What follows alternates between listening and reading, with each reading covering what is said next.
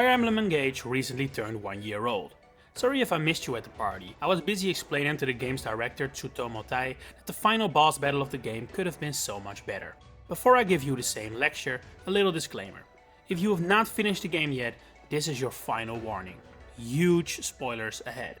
Okay, first, a quick refresher on what we were up against in the final chapter of the game, aptly titled The Last Engage.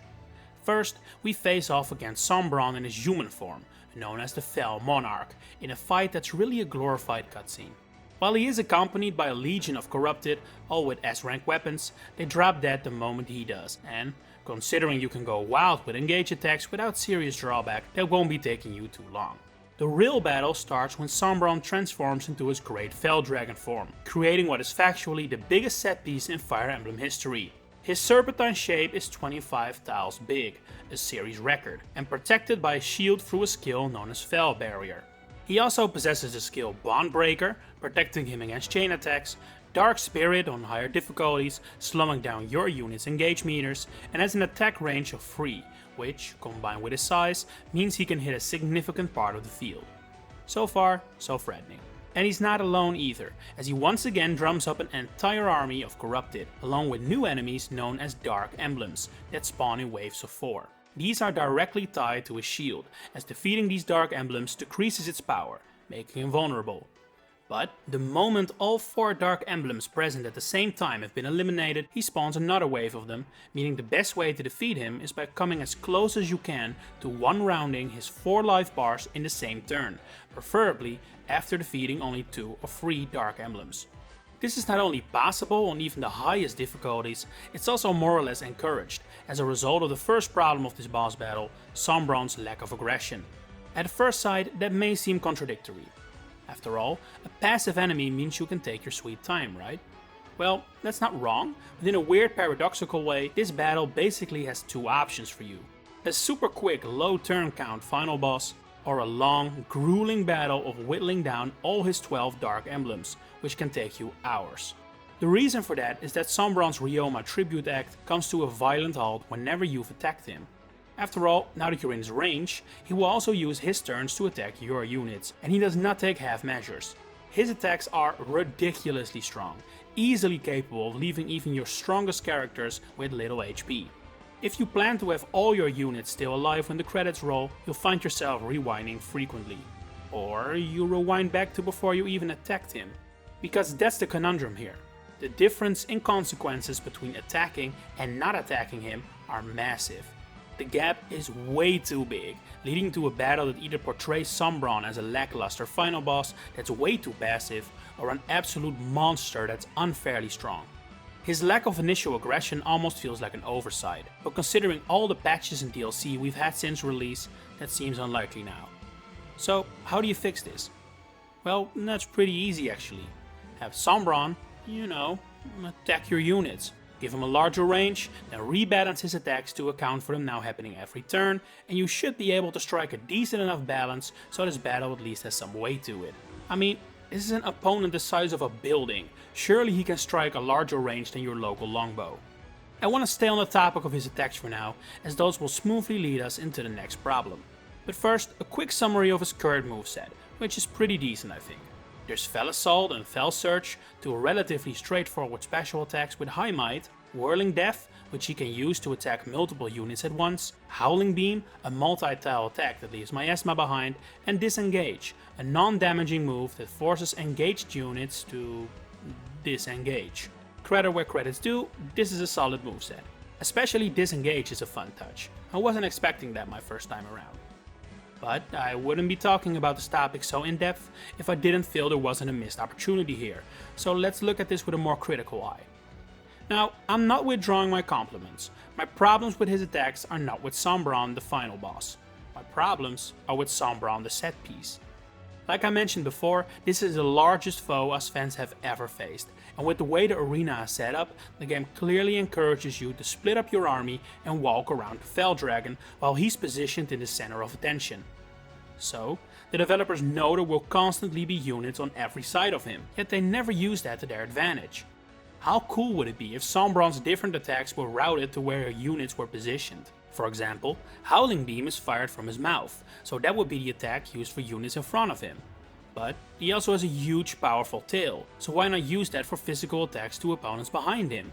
On his sides, he could either use his wings, claws, or perhaps an over-the-shoulder beam to spice things up. Now, this may sound like I want to make him more predictable, and I do admit that is a downside of this change. But I think the number one priority for a final boss should be excitement and grandeur over anything else. A mechanic like this would be befitting of a battle of this scale, something I can't remember ever seeing in Fire Emblem before off the top of my head. It's a serious missed opportunity in my opinion, but I will admit the word problem is maybe a bit too strong for this argument. The battle factually is an epic set piece, even if I think it could be a better one. But the same cannot be said for the next thing on my list, in my opinion the biggest problem of this entire battle.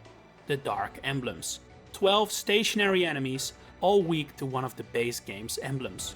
Each Dark Emblem represents the villain of that emblem's home game, which is just a fantastic idea.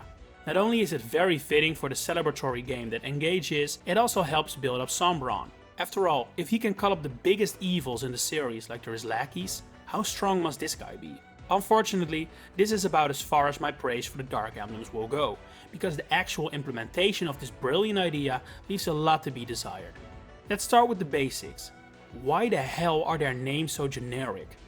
There's Shadow Dragon for Medeus, War God for Duma, Dark God for Laptus, Dark Bishop for Veld, Demon Dragon for Radun, Dark Druid for Nergal, Demon King for Fulmortis, Mad King for Ashnard, Judgment for Ashira, Despair for Grima, Mad Dragon for Anankos, and Liberation King for Nemesis. But why they couldn't just use their actual names is beyond me.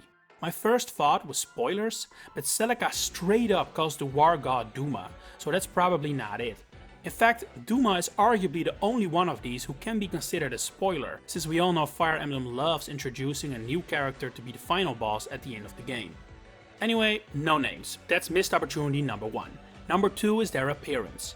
They all look like generic corrupted classes, barely distinguishable as themselves. But man, how absolutely amazing would it have been if they had all had unique models. That would have easily made this one of the most epic final chapters of any game in the series. I find this one a tad easier to excuse. Video game models don't make themselves after all. But then again, the game was considered finished around a year before release. And with things like Wyvern Ride and fortune telling in the game, questions could definitely be asked about where priority should lie. That said, if new models truly prove too much, a much simpler and possibly even cooler solution could have been to use the original sprites and models from their source game instead. Perhaps with an HD 2D look for the sprite-based villains? That would have been such a cool trip down memory lane for the series, starting with the most basic of sprites and eventually ending on Free Houses level models. But alas, generic corrupted models were all we got, and that wasn't everything they took from the enemies already in the game. The same applies to the Dark Emblem's weapons and abilities. I mean, it's been a while since I last played Sacred Stones, but I don't remember Fulmortis the Paladin riding his trusty steed into battle armed with Atelius' legendary sword Galadbolg. It seems like the developers just randomly applied the names of the Dark Emblems after the enemies were already created, because there's no rhyme or reason here whatsoever. Take Ashnard, whose wyvern is so iconic there's no artwork of him without it, and yet his Dark Emblem is a halberdier.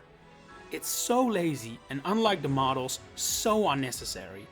Same with their abilities. They all have anchor, preventing them from being moved. And while I understand that from a gameplay standpoint, why not give them all an extra ability that actually represents their powers or boss battles in their home games? This isn't a difficulty thing. They don't need to be harder necessarily. Just give them something that makes each Dark Emblem feel like a suitable tribute instead of a random enemy.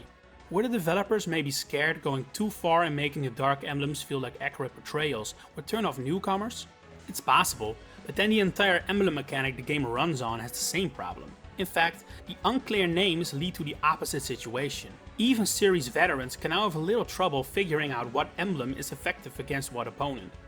After all, Grima, for example, fits the description of Shadow Dragon, Mad Dragon or Demon Dragon perfectly fine, and he's neither of the three. The game does show you the effective emblem with the use of a little symbol, but I don't remember seeing that my first time around in the chaos of the fight. So yeah, the fight against Sombron is one that left the drawing board as one of the best final chapters in series history, but the final product leaves a lot to be desired. It's definitely not all bad, but that kinda makes it hurt all the more. If this boss battle was unsalvageable, there's no point in a video like this. It's the greatness of legendary proportions that almost was that makes the aftertaste so bitter. Thank you for watching, and if you enjoyed this video, please consider liking it and subscribing to the channel to stay notified when I decide to ramble about Fire Emblem next. Have a great day, and I hope to see you again next time.